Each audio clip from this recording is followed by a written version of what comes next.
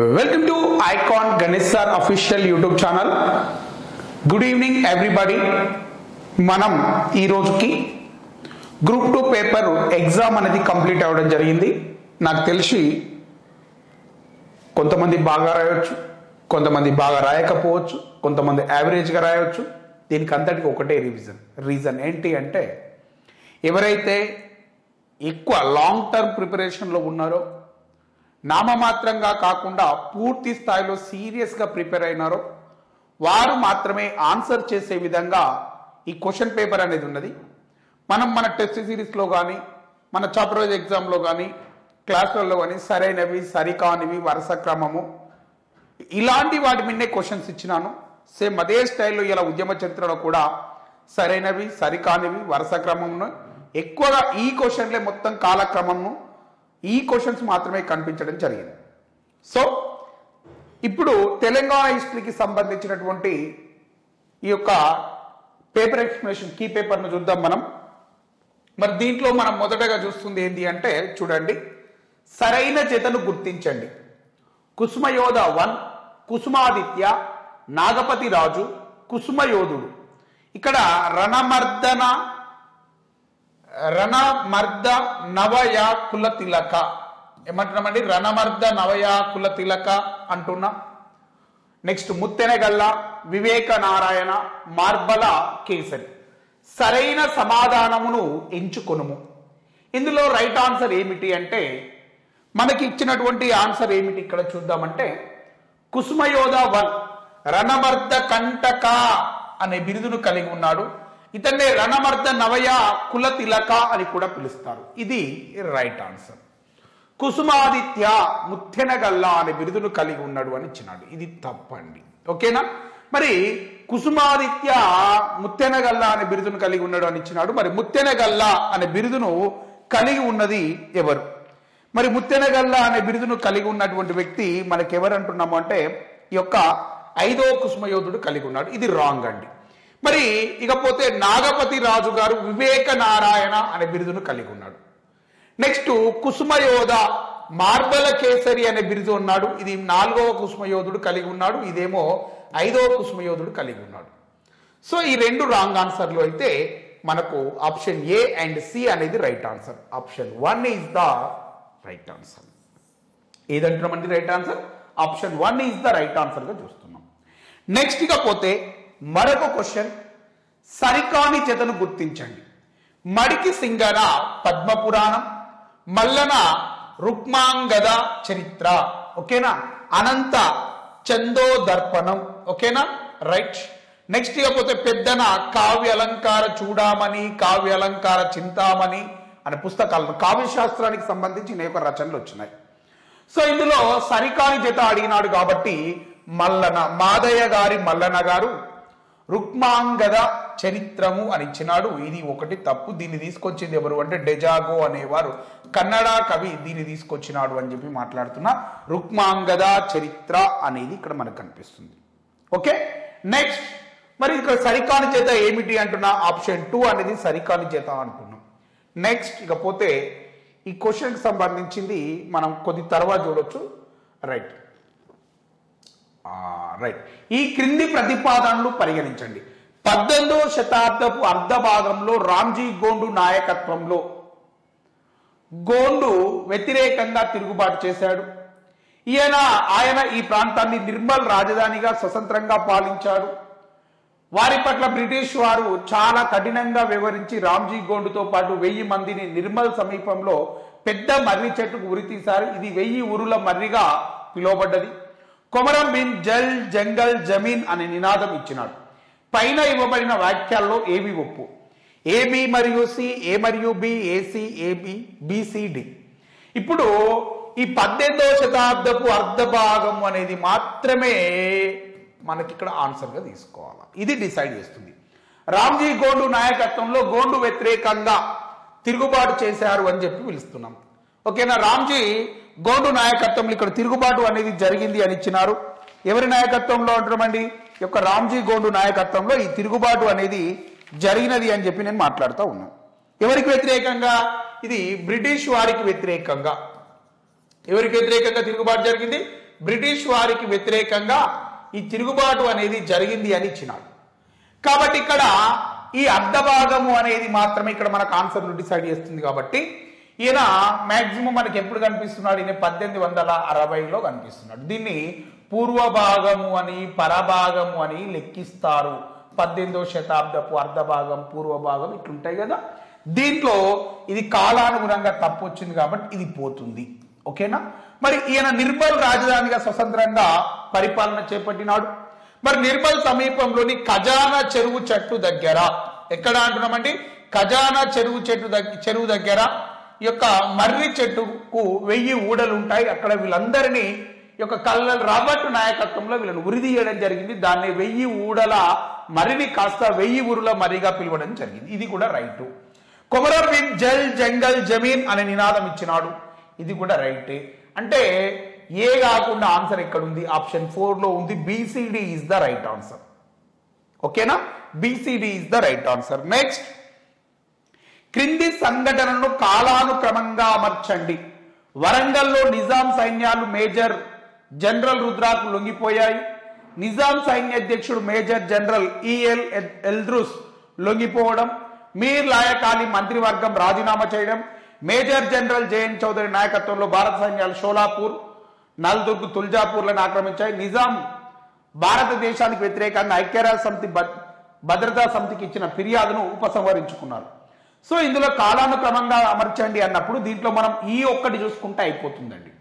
ఈ ఏమున్నది అంటే యుఎన్ఓలో కంప్లైంట్ ఇచ్చారు, దాన్ని కేబుల్ టెలిగ్రామ్ ద్వారా విత్డ్రా చేసిరు. ఎప్పుడు విత్డ్రా చేసిరు కేబుల్ టెలిగ్రామ్ ద్వారా?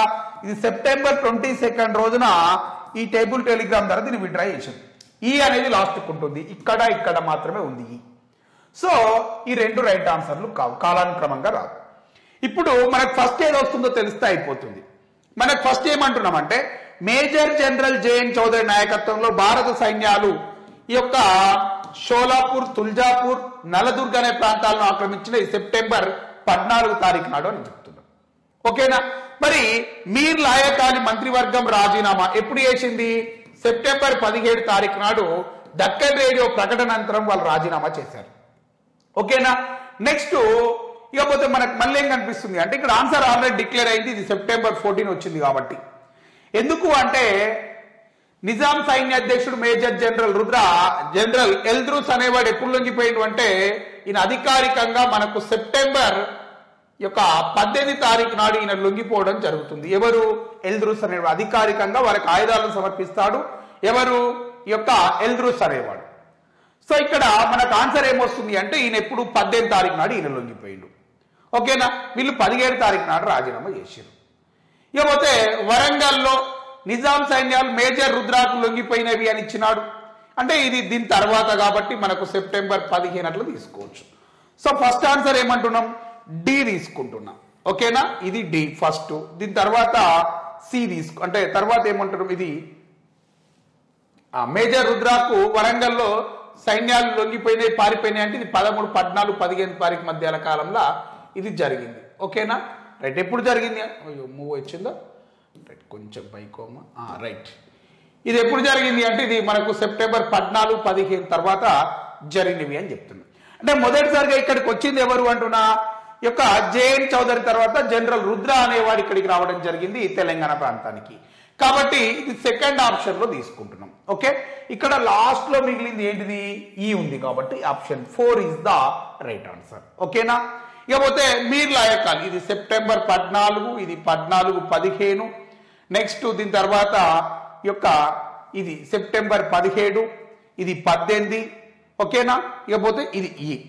సో ఇది ఫస్ట్, తర్వాత ఇది సెకండ్, తర్వాత ఇది మూడోది, ఇది నాలుగోది, ఇది ఐదోది. కాబట్టి రైట్ ఆన్సర్ ఏమి అంటున్నామండి? యొక్క డిఏసిబిఈ అనేది right answer. Okay, done. Next ఇకపోతే మరొక క్వశ్చన్.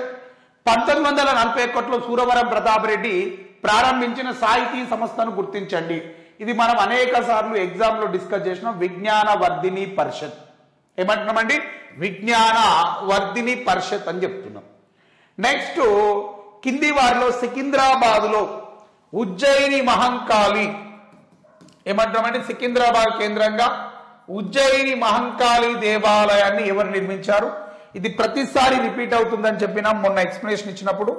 సూరటి అప్పయ్య గారు ఈ యొక్క 1813-15 సంవత్సరాల మధ్య కాలంలో ఉజ్జయిని మహంకాళి దేవాలయాన్ని నిర్మించినాడు. నెక్స్ట్ యొక్క భారత్ లో విలీన ఉద్యమమునకు సంబంధించి హైదరాబాద్ స్టేట్ కాంగ్రెస్ అనేక సరిహద్దు శిబిరాలు నిర్వహించింది. క్రింద ఇవ్వబడిన సరిహద్దు శిబిరాలు వాటి నిర్వహించిన నాయకులను గుర్తించి మరియు వాటిని జతపరచండి. దీంట్లో నేను ఏమంటున్నామంటే ఈ రేపాల శిబిరానికి ఎవరు నాయకత్వం వహించారు? కోదాటి నారాయణరావు గారు. D2 ఇక్కడ ఎక్కడైనా D2 ఉందా అంటే లాస్ట్ ఆప్షన్ లో ఉంది, ఆప్షన్ 4. ఓకేనా. మరి చందా శిబిరం ఎవరు? కేవి నరసింహారావు గారు. ఓకేనా. బల్లార్చ ఎవరు? కేవి కేశవులు.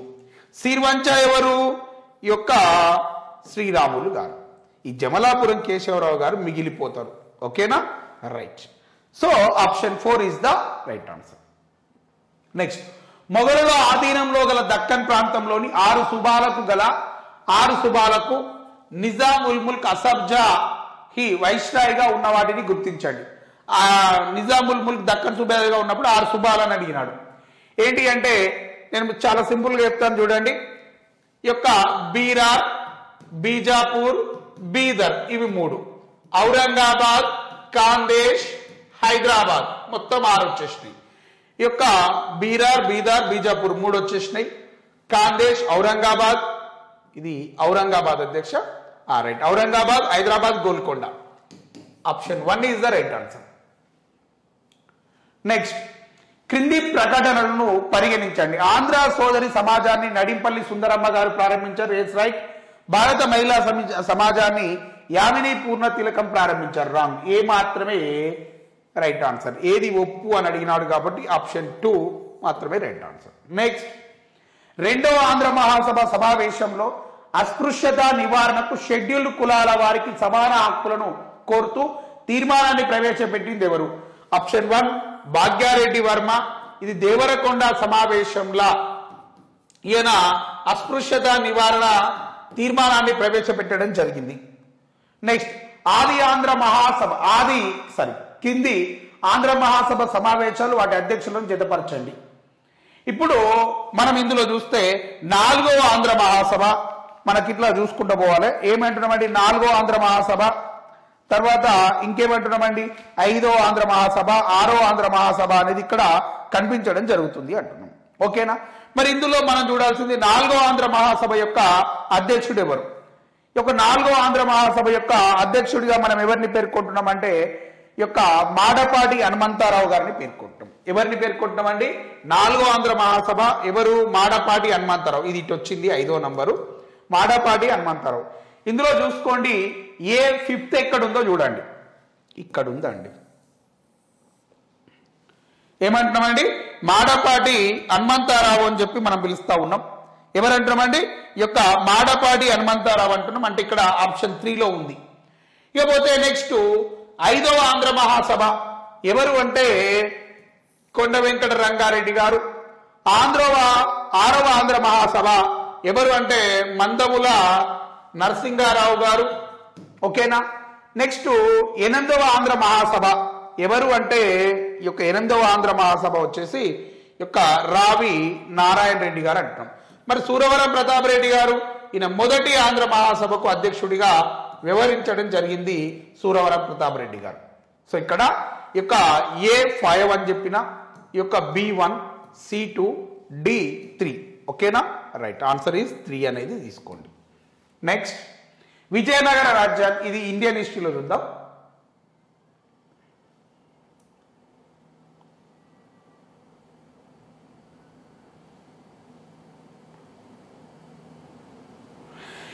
ఈ క్రింది వ్యాఖ్యలను పరిశీలించము. ధూళికట్ట వద్ద ఒక పటిష్టమైన కోట తవ్వకాలలో బయటపడింది.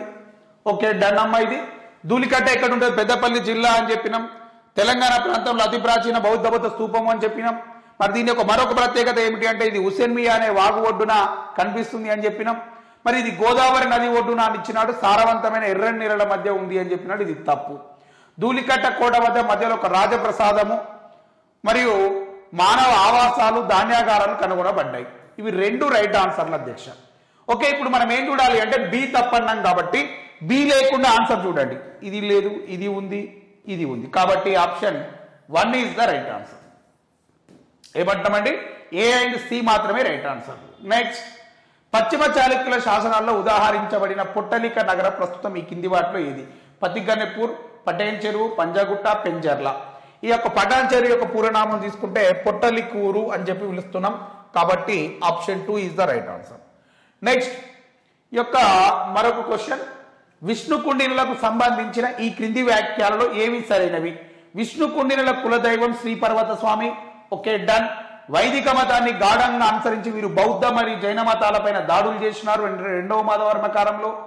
వీళ్ళు గడ్డికలను స్థాపించినారు మరియు ఇవి అక్షరాస్యతకు సహాయపడ్డాయని చెప్పినాడు. రైటే. సింహం విష్ణుకుండిల యొక్క రాజలాంఛనం అన్నాడు. సింహం అనేది ఎవరి యొక్క రాజలాంఛనం అంటే ఇక్ష్వాకుల యొక్క రాజలాంఛనం. పంజాయత్ర సింహం విష్ణుకుండినులది. కాబట్టి ఏబిసి అనేది రైట్ ఆన్సర్. నెక్స్ట్, ఈ క్రింది ప్రతిపాదనలో ఏది సరైనవి అని అడిగినాడు. కాలప్రియ వద్ద రెండో ఆదికేసరి విజయ స్తంభాన్ని నిలబెట్టాడు. ఇది తప్ప అధ్యక్ష. దీనిని విజయ స్తంభాన్ని నిలబెట్టింది ఎవరు అంటే 1వ నరసింహ. ఆ నరసింహ యొక్క కుమారుడే రెండో ఆదికేసరి. వేములవాడలో ఆదిత్య ఆలయాన్ని ఈ యొక్క రెండో ఆదికేసరి కాలంలోనే నిర్మించారు. దీన్ని నిర్మించింది ఎవరు అంటే యుద్ధనామార్యుడు అనేవాడు ఈ యొక్క సూర్య దేవాలయాన్ని వేములవాడ కేంద్రంగా నిర్మించడం జరిగింది. దాన్నే ఆదిత్య ఆలయం అని చెప్పి పిలుస్తున్నాం. బి మాత్రమే రైట్ ఆన్సర్. So option 1. ఓకేనా? నెక్స్ట్, ఇకపోతే మరొకటి ఏంటిది అంటే ఈ క్రింది స్థలాలలో మహాయాన బౌద్ధ మతానికి చెందిన స్థావరం ఏది అని అడిగినాడు. ఏమిటి అంటే నేలకొండపల్లి, ధూళికట్ట, కొండాపూర్. మొదట్లో నేలకొండపల్లి ఈనాయాన శాఖ అయినప్పటికీ తర్వాత ఇక్కడ మహాయానకు సంబంధించినటువంటి యొక్క బౌద్ధ మత స్తూపాన్ని ఏర్పాటు చేయడం జరిగినది అని చెప్పి మాట్లాడుతూ ఉన్నాం. ఓకేనా? రైట్. నెక్స్ట్, ఇది ఇండియన్ హిస్టరీకి సంబంధించినటువంటి అంశాలు.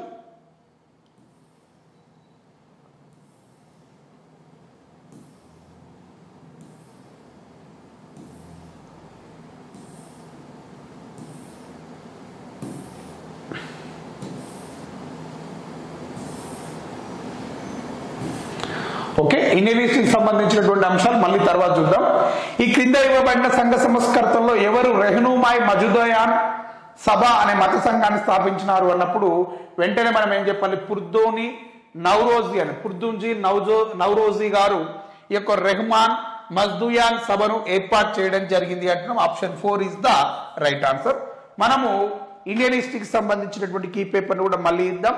రేపు తెలంగాణ ఉద్యమ చరిత్ర మీద నాన్ స్టాప్ 150 క్వశ్చన్లకు సంబంధించినటువంటి లైవ్ అనేది మీకు అందించబోతున్నాం. ఓకేనా అండి? Thank you all of you. సదా మీ విజయాన్ని కోరుకునే మీ ఐకాన్ గణేష్ సార్. జై భారత్.